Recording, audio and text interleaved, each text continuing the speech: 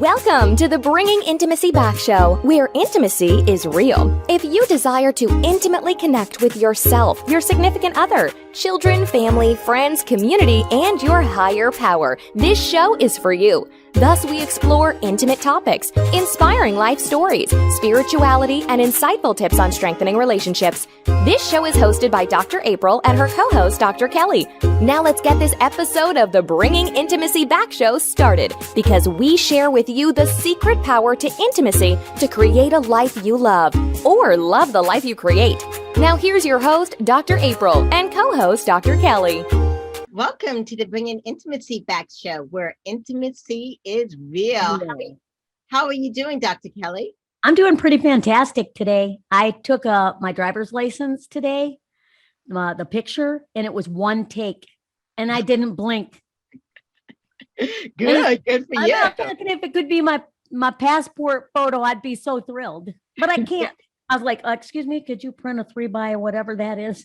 Yes. I know. I've been looking at my passport. I'm on my way to Costa Rica to start our vacation counseling retreats there. So I'm so excited. But my passport picture looks horrible. But yeah, that's. Oh, I can only. I don't think you're a good judge of your pictures, I'm sure. Yeah. But I will tell you, I'm really thrilled that we're doing that in Costa Rica.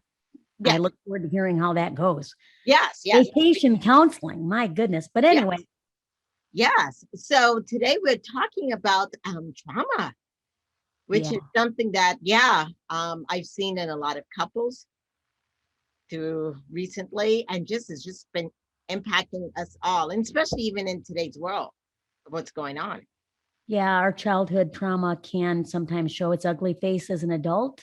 And I'm really looking forward to this topic about intimacy and how childhood trauma impacts that. Right. And we also need to think about, as we have all these kids going back to school. Yeah. And in this time frame, and the stress and anxiety and how not to have it all be trauma based, Yeah. Like fear. Yes. Yeah, and to keep in mind that your child, not every child is happy to go to school. Yes, definitely. But definitely with our Bringing Intimacy Back, the other aspect is that we're Family, a nonprofit, which is great. A family got the bank account after 5 tries at the bank. Oh, goodness. That happened today too. So I'm so excited about that. And our audience, we're going to be talking more about that in time to come. And of course, we do also have books and products about bringing intimacy back. So definitely check out our website. But now I kind of really want to go into, look at the cup. Awesome. Oh, yeah. Yes. So I want to go into our guests. We have, sometimes I feel like we're blessed with special guests on our show. Yes. And this was a guest who just came to us recently, and I'm just honored and blessed by her, just because she puts in all the things that you and I talk about also, but at such a higher level, and how she's going to bring so much information to help our listeners and even to help us. You know what I mean? Oh, yeah, I'm in it. Yes. So I want to introduce Riana Milne. Riana, welcome to the show. Hi, ladies. Thanks so much for having me on. Yeah. Appreciate being here. Yeah. So as you guys see in her background, she's global. She's global certified. She's a life and dating and relationship coach, a licensed mental health counselor. She's a certified mindfulness coach, and she has written an educational speaker, of course, and an author. And she has written this book called Love Beyond Your Dreams, which is amazing. That's a #1 bestseller. Yeah. Love Beyond Your Dreams, break free of toxic relationships to have the love you deserve. It's 400 pages. Wow. So it's quite a read. Yeah. I bet based on about 350 resources. Whoa. I bet that's selling like hotcakes. I wish I had $1 for every time I heard the word toxic this week alone. Oh, it's happening like crazy, unfortunately. Yes. Yeah. So as we start this show, one of the things that we really want to know is, this show's about intimacy. So we kind of want to know, What is your definition of intimacy? Well, spiritually, it's into me I see, which is knowing yourself, being emotionally healthy, evolved, being your highest and your best self, and being emotionally healthy. And when you have that and your partner has that, you have amazing relationships. Okay. And so when one person doesn't have it, or neither people don't have it, is that what your book is about, basically? Yeah, it's in 4 parts. I mean, the first part is recognizing the toxic person that can break your heart. Second part is recognizing some of the habits that you might have gotten into, the sabotaging behaviors like love addiction, codependency, jealousy, control, people pleasing. Stage 3 is getting back out there to date. And part 4 is what does the emotionally healthy, evolved, and conscious relationship look like? Right, right. And so in your part 1, because many people are out there, they're trying to date, they're trying to figure out, this and that. Yeah. How do you decipher through all of the online stuff, who is good for me and who's not good for me? Well, it's the really first thing you want to know is, do you have childhood traumas and to heal those? That's the most important part about all of this, because if you're not aware of your childhood traumas, you're going to attract someone else with trauma. Okay. Boy. So the top 10 traumas is what I normally teach, and then we could go from there so people understand, what does trauma mean? Because most people think I didn't have trauma. I had a pretty normal childhood. And when I did the childhood trauma checklist in 2012 and all the research, it was showing about 90% of people had 1 to 3 traumas on the list. But today, 2021, they're showing 100% of adults have some childhood trauma. So before they were saying 10% did not, but they did kind of have this little joke that the other 10% or sociopaths, and nothing's ever wrong with them. It's everything's wrong with their partner. So I could totally relate to that. They're not going to admit anything's wrong with them. So that's the important part first, identifying what traumas you may have had from the dynamics you grew up with. And when you know that, then you will know what type of person you're attracted to, because the brain likes homeostasis. It likes to keep you doing what it knows. Okay. So if the relationship of your parents was not ideal and they were fighting a lot, there's a lot of verbal back and forth to you, do you just normalize that? And then in your adult relationships, then you might have heard, you might have been the one starting to yell and scream when you weren't happy or there was an issue. And they're like, why are you yelling at me? It's like, I'm not yelling at you. I'm just discussing it. But their voices are raised because this is what they know. Okay, so these normalized patterns come into your adult love relationships and tend to, be hurtful or toxic. Yeah. Yes.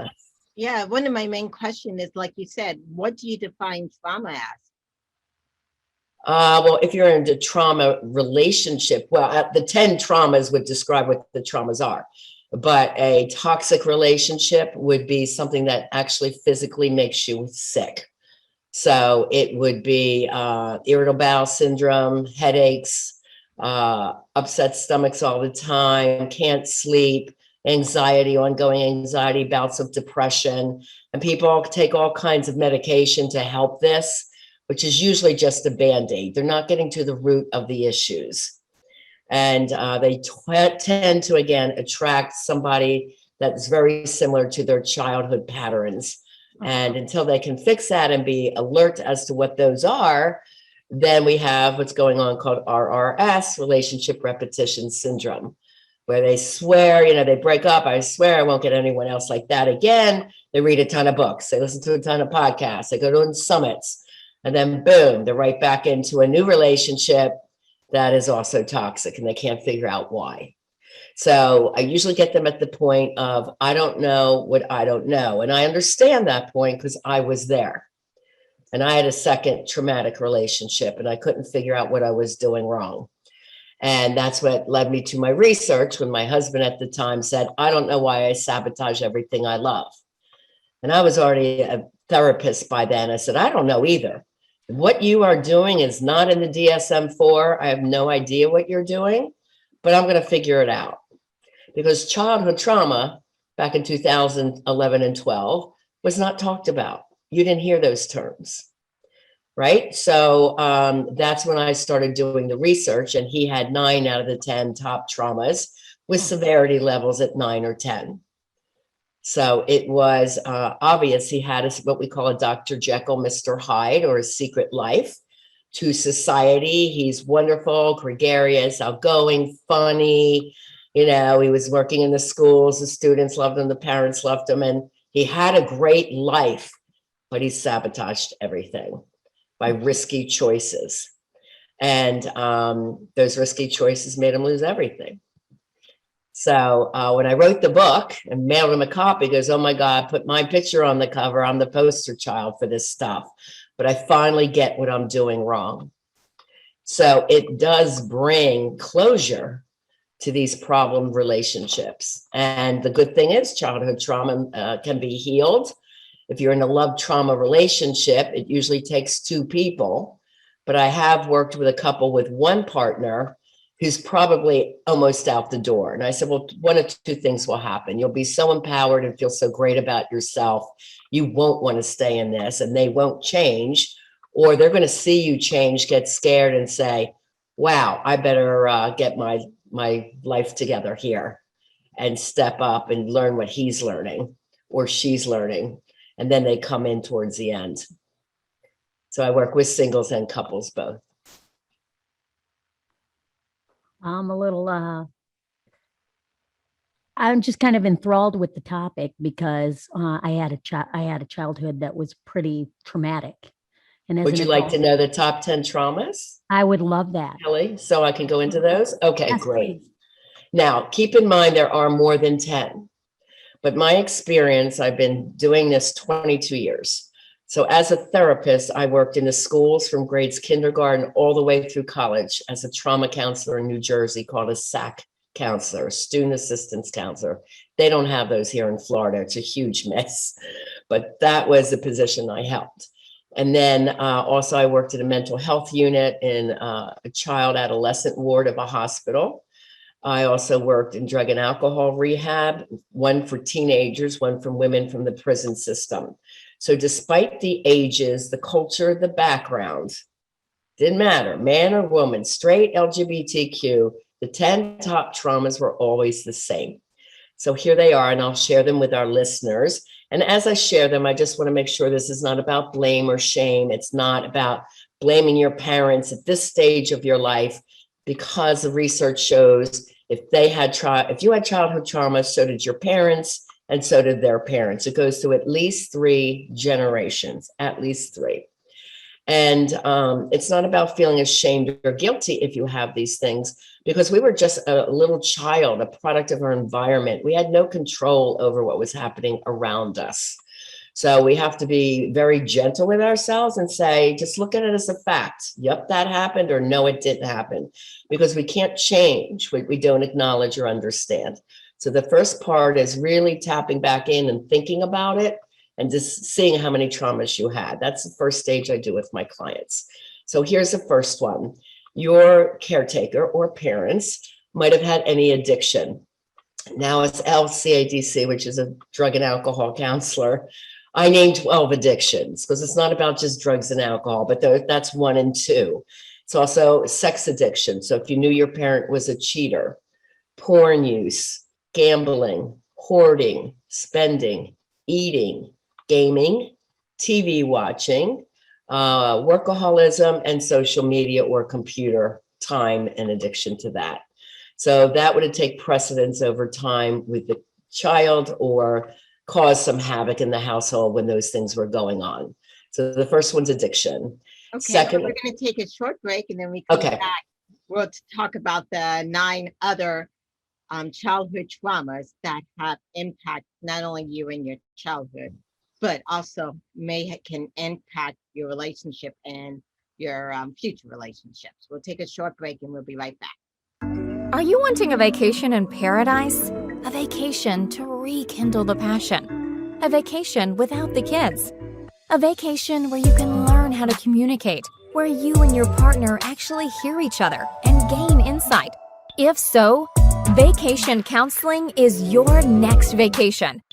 Dr. April Brown has created vacation counseling in Southwest Florida as a perfect option for you and your partner. Our retreats are one couple at a time. We have a variety of packages available to choose from, including virtual couples retreats. If you and your partner are interested in the vacation counseling, please visit us at vacationcounseling.com for more information on pricing and packages. Also, follow us on Instagram and Facebook. To keep track of the latest news, stories, activities, or coupons on vacation counseling and Dr. April's other services, we encourage you to sign up to receive a monthly newsletter called Intimate Connections at draprilbrown.com. Remember, if you and your partner are struggling with communication and intimacy, and you all are looking for a retreat to connect, vacation counseling can be your next vacation in Southwest Florida.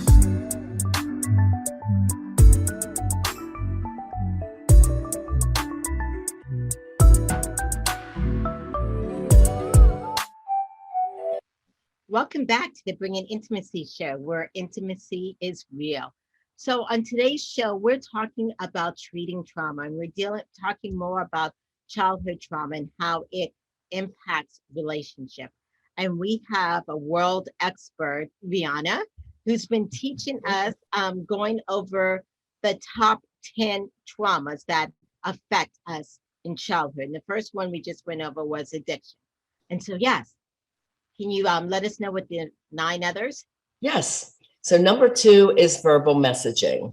That would be watching how your parents interact when there's an argument or a heated discussion. Are they yelling and screaming at each other? Or if they're mad at you, do they yell and scream at you? This also includes verbal put downs, never hearing compliments, never hearing the words, I love you.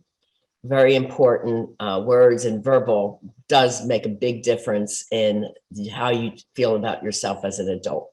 Okay, number 3 is emotional abuse and neglect. Number 4 is physical abuse, rape, or molestation. And again, any of these could happen inside or outside of the home.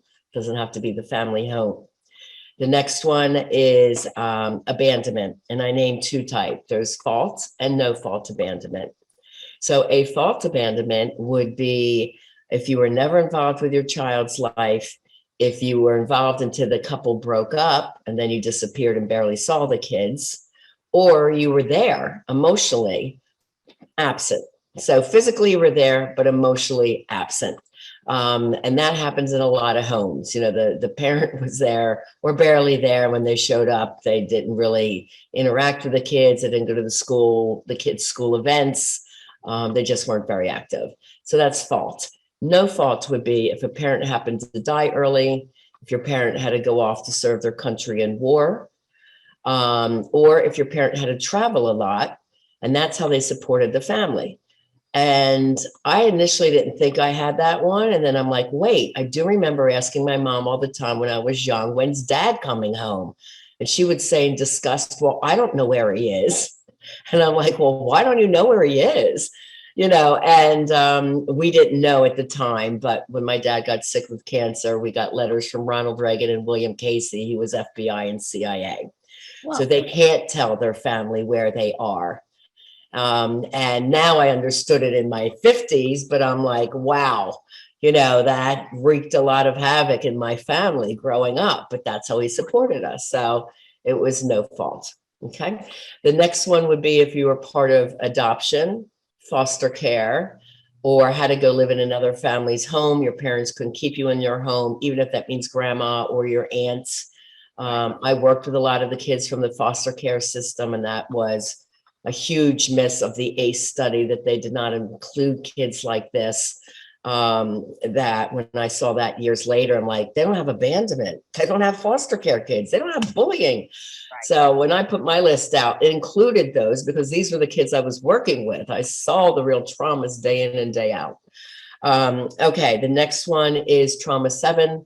This is the one that's most common people can relate to, which is personal trauma. This is if you were ever bullied or didn't feel good enough or fit in. So you could have been a chubby, overweight child. You could have been skinny and gawking, called a nerd. You could have been the only African American in an all Caucasian school. You could have tried to come out as gay or lesbian and not accepted for that. So you can see how many people can really identify with that not measuring up, not feeling good enough, or being bullied for some reason that you might be different Right. in the bully's mind, right? Right. Yeah. Right. I was just thinking with that one there, most people, when you talk about childhood trauma, they always think of what my parents did or did not do.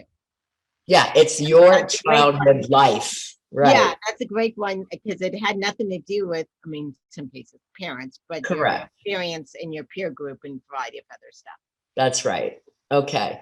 Trauma number 8's around sibling. So your sibling could have been born with a medical issue, so they commanded more mom and dad's time. They could have been bullying you and very mean to you. Or they, most often you see your sibling as the golden child, the favored one, the star athlete, more handsome, more beautiful, the smarter student. And you always felt like I can't measure up, right? So they always got the accolades. Okay, trauma 9 has 2 parts. And one, community trauma, used to be trauma 11 in my longer list. And now that's one of the most active traumas going on right now with the COVID pandemic, right? So this is impacting 100% of us around the globe. So people think they don't have trauma, they do. And, you know, it impacts, unfortunately, there's so much, as you ladies know, going on in the schools. I have grandkids with this big mask on, mask off fight in Florida, you know, and it's very scary because little kids are starting to get sick right now. But there's all this heat and tension around all of that.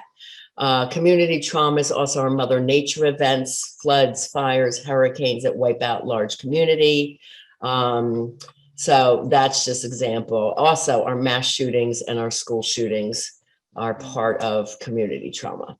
The family trauma, which is the other part of 9.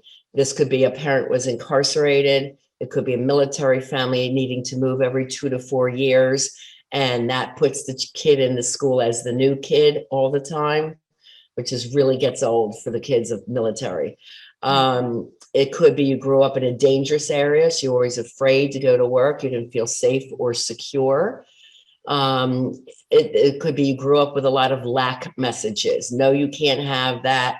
Those sneakers, because we don't have the money and you're selfish for asking. Like always these messages, we don't have enough.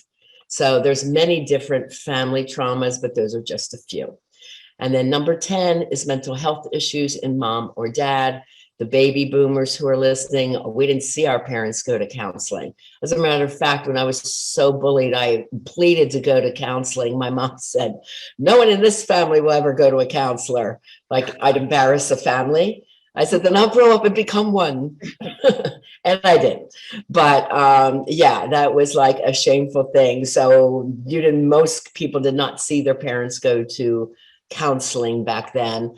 So you kind of have to guess. But the 2 most difficult for kids to navigate around is bipolar and borderline personality. So borderline personality disorder, just quick to understand, is real erratic moods. When they're good, they can be great. When they're bad, they're horrid, and you never know what you're going to get. So it leaves a kid very anxious, walking on eggshells, and these people will explode at something that nobody else would think is a big deal. Very difficult personality. And then the bipolar is manic depressive, and depression can come out as anger, checking out emotionally. Excuse me. Checking out emotionally, or extreme fatigue. And the manic phase, a lot of people think that's a high and happy phase. It can be, but it's often tied around an addiction. So they're high and happy, but they're going to go out and have a few drinks or go gambling or go on a shopping spree and overindulge. So it's often tied with their addiction too. So that is the top 10. No one can escape that. Yes. Yeah, no one can escape that. They're going to fall somewhere on that list. Yeah. If a person exceeds a certain number, what is the caution? So here goes, okay, they're okay here. And then it goes up to 7. It really depends 5, 6, on 7, the temperament. Yeah, it depends on how many they have and the severity level. Right. So my ex had 9 and the severity levels were 9 and 10. Usually levels like that put you in sociopathic, psychopathic range. Okay, and a sociopath is somebody that uses another for pleasure, profit, or lifestyle advancement. They will hurt you and never apologize. So it's all, sociopathic. What can I get out of this? Okay. But other people that have smaller amount of traumas, how does it show up?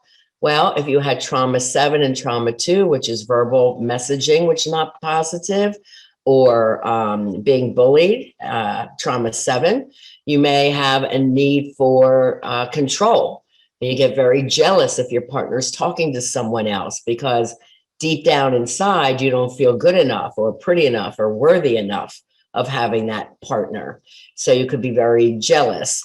Impulsivity is that thought, if you grew up with a lot of lack, like, I deserve the red sports car. I'm not going to tell my wife about that. She'll say no. I grew up with nothing. I'm going to go get it. Again, not considering someone else, just doing what you want is impulsivity. A lot of people have perfectionism, like high need for control, because in their childhood was pretty dramatic. They really had no sense of control over what was going on, especially if mom and dad was alcoholic, angry. So they tend to crave control and be perfectionistic when they're adults. Abandonment issues can cause codependency and the love addiction. And like I said, if you grew up in this kind of a home, then you will be drawn to somebody who really love bombs you. So if you didn't have much love or attention or hugs or kisses or hear nice messages, as soon as somebody love bombs you, really going overboard and telling you how much they love you and care about you, then it's really obvious that when somebody comes in and starts doing that, then your unconscious really craves it.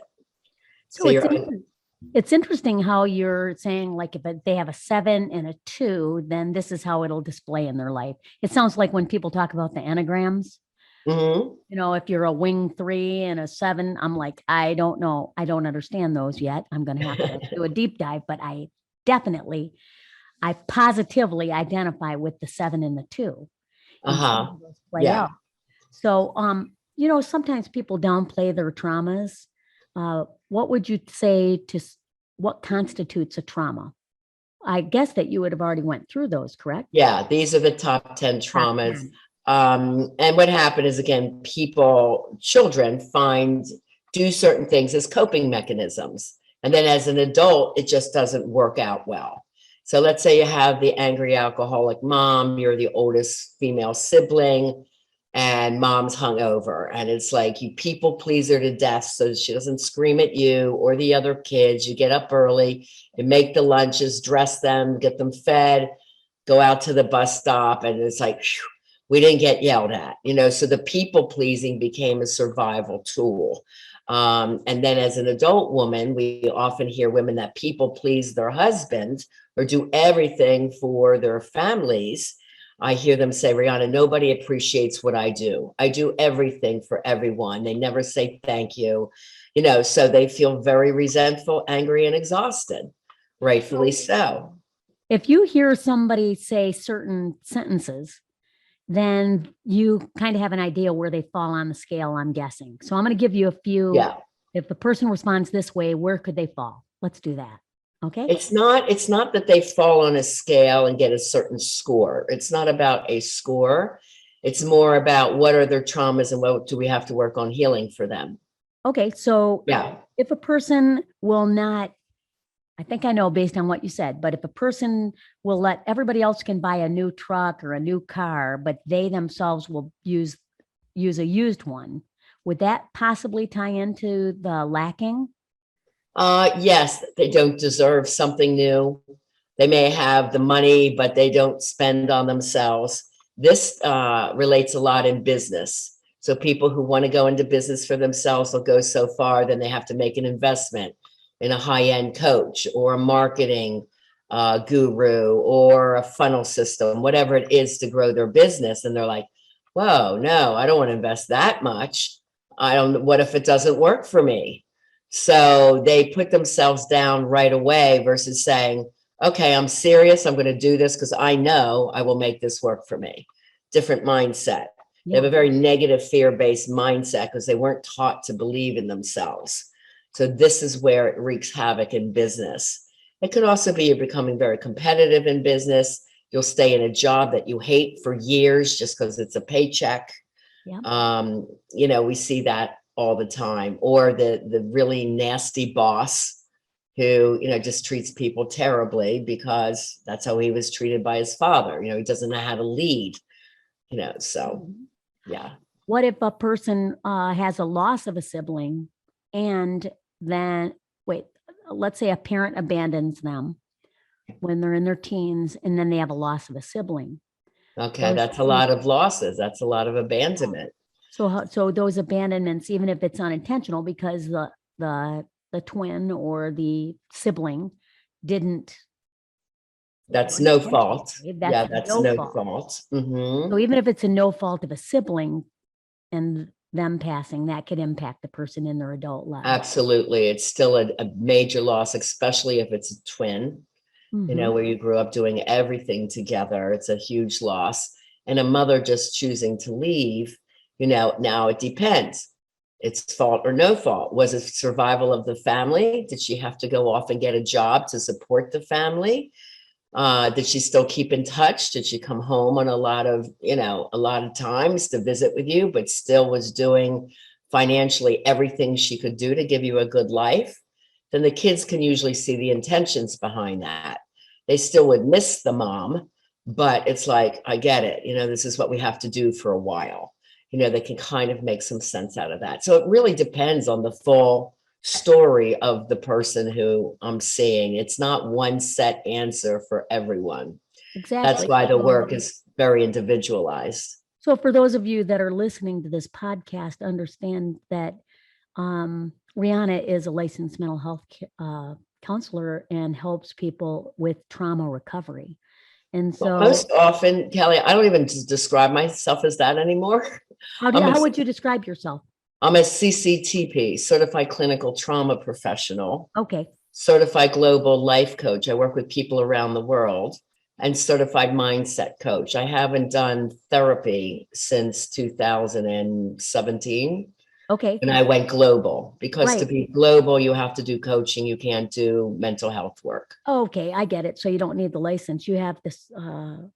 Well, I have a lot of certifications and I still do keep my LMHC up, but I don't see therapy people. It's a big division because for me, coaching is very educational. There is so much to teach. I have a 150-page workbook for my clients that come see me, all based on research. This is all about defining the traumas, how it's showing up in your life as an adult, healing them from childhood, healing them as an adult. And that's part one. And then part two, if they're single, is the information they need to know about how to date successfully and, the do's and don'ts while dating.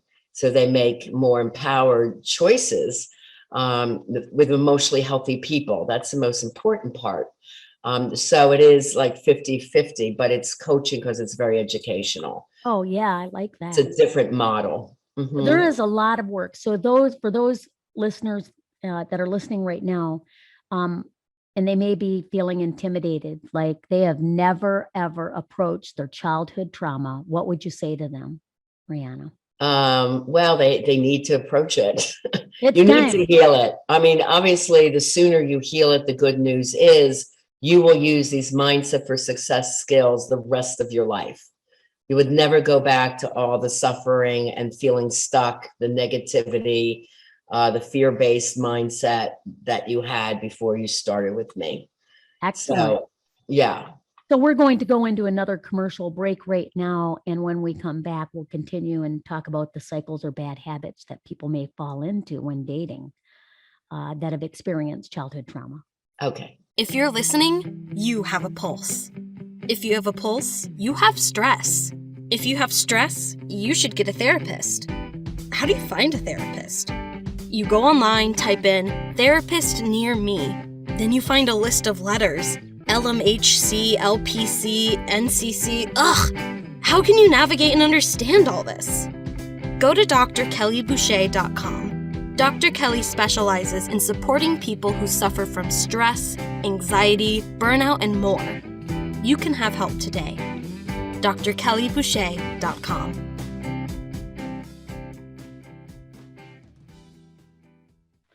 Welcome back to the Bringing Intimacy Back show, where intimacy is real. We are continuing to talk with Riana about childhood trauma. So we have just and by the way, for those of you that are listening and you want to call in and ask Riana a question, call 1-888-627-6008. What is unconscious trauma? Most people do not know what their traumas are. That makes it unconscious. It's the behavioral patterns that have been normalized. So until you're aware of them and how they're showing up in your life, you can't change them. So they're unconscious or subconscious, one or the other.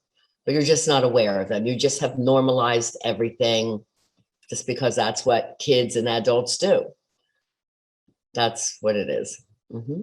So if you start repeating patterns of behavior that isn't really helping you be successful in your relationships, then it's likely you have unconscious trauma. You need to Right. get out of that pattern. Right. Or you're emotionally triggered. You know, let's say the husband comes home from a work day, and at the job, his boss says, you know, you really screwed up. I don't know if I'm going to fire you or what. I'll think about it, but you've really messed up. And this is a man whose father said, you're no good. You're always messing up. So now he's emotionally triggered.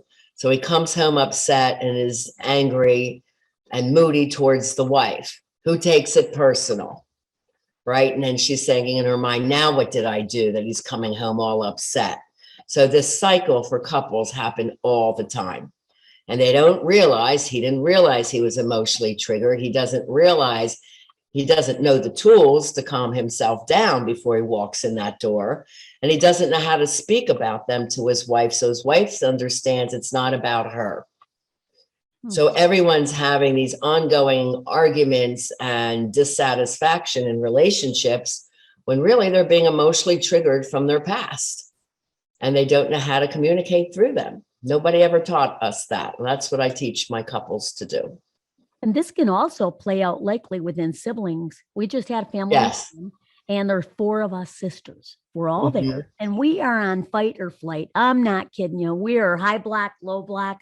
We all love one another. It's not for lack of love, but we're exhausted at the end of it.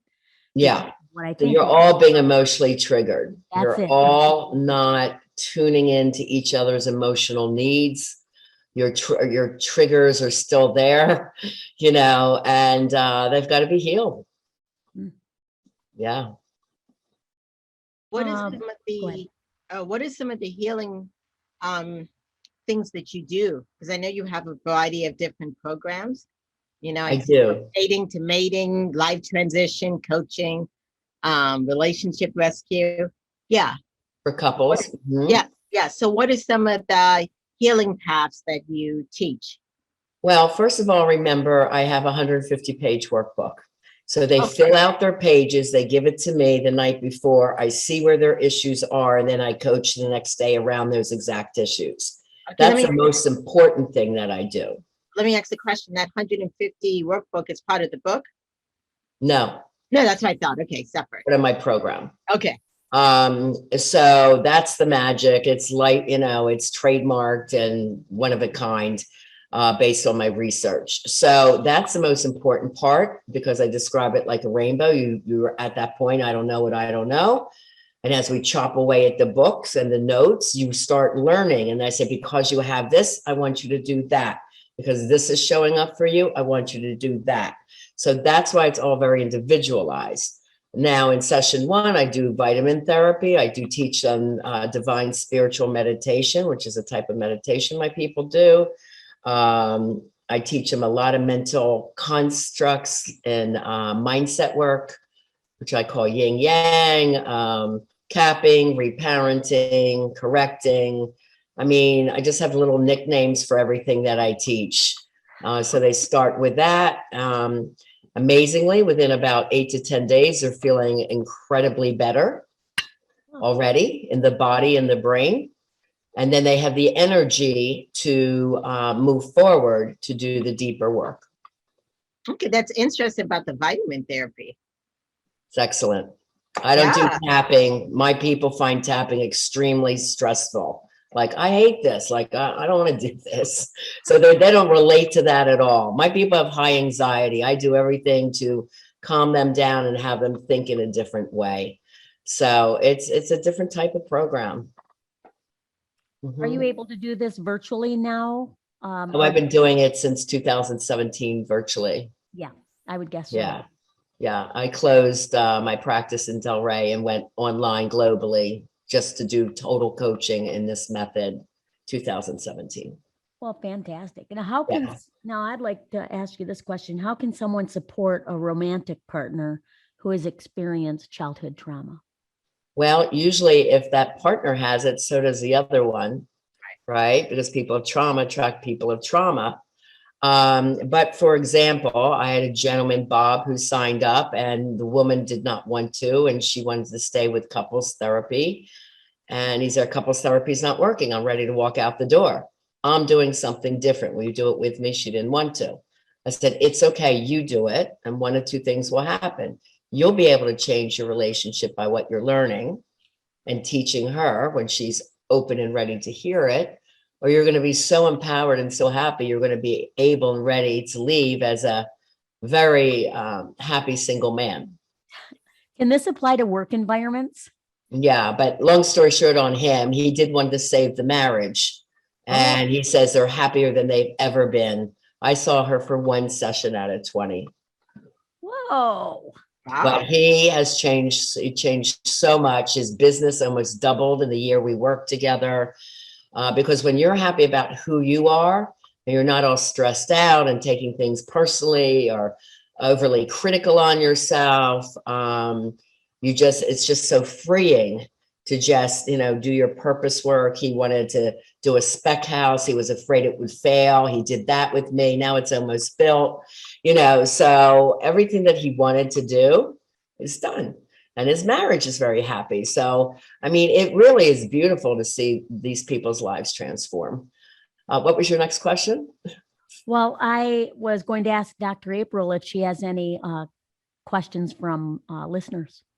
Yes, I do. Yes, Lisa from Texas.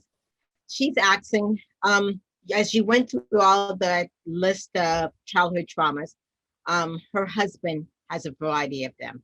Mhm. And she's wondering, because with the addiction, he has sex addiction, also alcohol addiction, and a lot of abuse. Where do you start? Where do you work on first? What do you do? Okay, the first step on my website, rianamilne.com, is right on the header. It's a promotion going on. Meet with me for 1 hour for $47. Super cheap. It's normally $497. And I do 5 assessments. So for 1 hour, I do 5 assessments, deep diving where the trauma originated from and how it's showing up in your life. Since you are a couple, I have to do partner A, partner B, and then I meet with the both of you to go over what I'm seeing in the relationship and in each other individually. So that's how my couples would do it. Single, same thing. Just sign up for a discovery session, because I can't give advice or answers until I really know what traumas originated in your life. Now, if you're saying your husband has several addictions, there's definitely probably signs that addictions came from his family of origin, and he picked up on those as well. So that shows a very difficult childhood. And I'm sure if you've been in this for a while and all these addictions are going on, you are extremely struggling right now. And if there's children involved with this, you are perpetuating the childhood trauma generations. It's, if there's yelling and screaming around toxic dysfunction, It's going down to the next generation already. So one partner has to be insistent on change. So like Bob insisted, I am changing. You would have to be insisting on changing. And then the relationship can change. Because if nothing changes, right? So you have to step up and do something. So you could say, I'm going to do this, whether you do it or not is up to you. But I don't like where this relationship is right now. You've got to be gut honest. You got to be strong. And you got to understand a little bit more about childhood trauma. So I can help you with that. Okay. I have a question from a listener. Sure. Erica in Nebraska wants to know, could my childhood trauma make me susceptible to having friends, even friends, treat me poorly? Yeah. Hi, Erica. Yes. Again, the need for friends or a partner is still stronger than your ability to speak up for yourself and say, it's really, I'm sad that you're treating me so mean. Do you realize you're bullying me? And give an example or two. What we call that is finding your voice and doing empowerment around your feelings and speaking your needs. So what happens while you aren't able to do that, most kids grow up in that household. If you speak your mind, you might have gotten whacked or slapped across the face or more punished. So you learn the safer thing to do is I'll just shut down and say nothing. And this is what a lot of men have learned to do. Like, because the father may often hit a guy, but not always a daughter. So many men learn passive aggressive, like, I'm not saying anything. And then they don't have that comfort. They have really real stress inside their heart and their gut when they're trying to speak up and speak about their feelings. This is trauma that's unhealed, so you feel it come up. So yes, holding on to anyone, partner, could even be a toxic family member. And friends, love partner, then that is because you have not found your voice yet, your empowered voice yet. But we would teach you how to do that. I never even thought about, I knew that, boys stuff their feelings sometimes, be a real man and all that. Yeah. I never even thought about the concept that the son would be beaten by the dad and the daughter wouldn't. But I'm sure right in front of me. Mm-hmm. Thought of that. Yeah, or that, like they said, you suck it up. Don't, you're a man. Those messages were constant. You're not allowed to talk about your feelings. Just get over it. So men don't know how to talk about their feelings unless they've been taught. This is what we call what was modeled to you as right and wrong. And then if it was that way the whole time, that's just normalized. It's just the way it is. I have a good example. In my therapy practice, I had a couple. One lady was from Philly, where I'm from, and her husband is from the Midwest. And she was an Italian. I have a lot of Italian friends from South Philly, and they talk with their hands and they're really impassioned. They talk really loud, and that's just how it is, right? It's very normalized. So the first thing I said, well, why are you here? And the husband's there. She's yelling at me all the time, and I'm in constant stress. She looks at him and goes, what do you mean I yell at you? And I said, you don't hear it, do you? And that's a prime example of normalization, because that is just everyday life for her.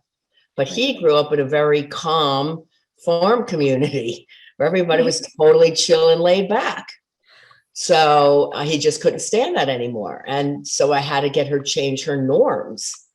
Right. So it's not intentional kind of anger all the time. It's just what's normalized, but it's not working for the relationship. That makes ultra sense. Yeah. Well, I have one quick question from a local mom here in this area. Her name's Elizabeth.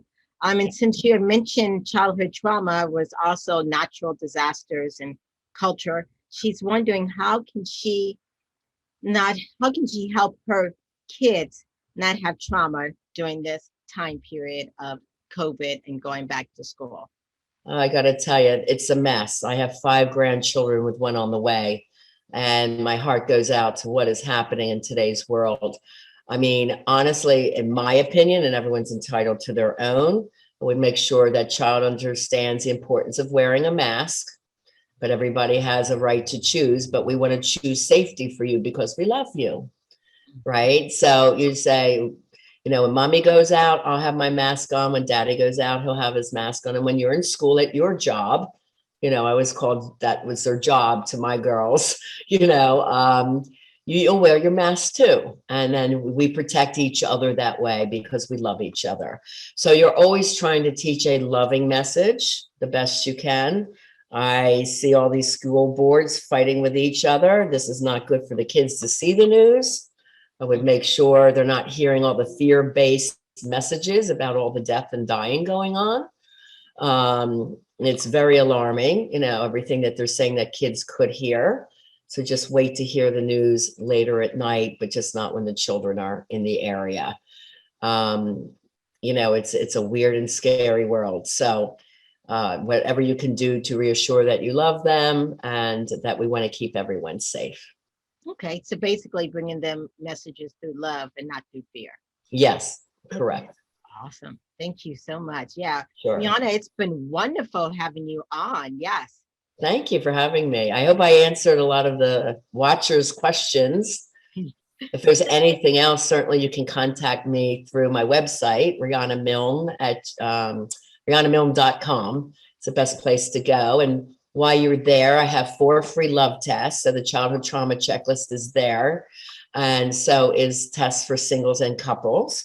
Also, you get free book chapter downloads of Live and Love Beyond Your Dreams. And my podcast is Lessons in Life and Love with Coach Riana Milne. I have 108 shows. And on my YouTube channel, like 250 videos and audios. There's a ton there. That'll be helpful. And then the free ebook, of course, it's on my homepage at the top. It says free ebook.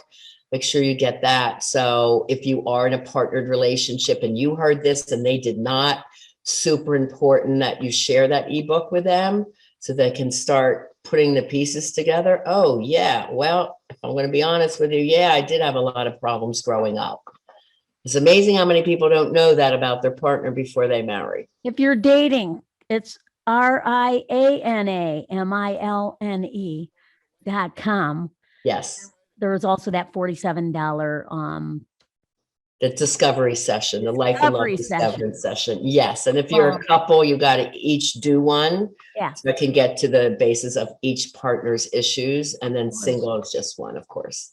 Well, I've discovered a lot today and I'm so grateful, Riana. Thank you. Thank you. I'm glad it was helpful. Very much so. Well, we have some upcoming shows. August 19th, Elliot Connie Nita Quickie, Solution Focused Therapy. August 26th, April Diogia, Inside Your Heaven. September 2nd, Christian de la Huerta. Sorry, I'm not pronouncing that right. I'm quite sure, but it's Super You, Creating a Powerful Self. And remember, don't forget to follow us on social media. The Bringing Intimacy Back community requests you to join our Facebook group page. Follow us on Instagram, TikTok, Twitter, YouTube. You get the idea. We're so glad you're here at Bringing Intimacy Back, where intimacy is real.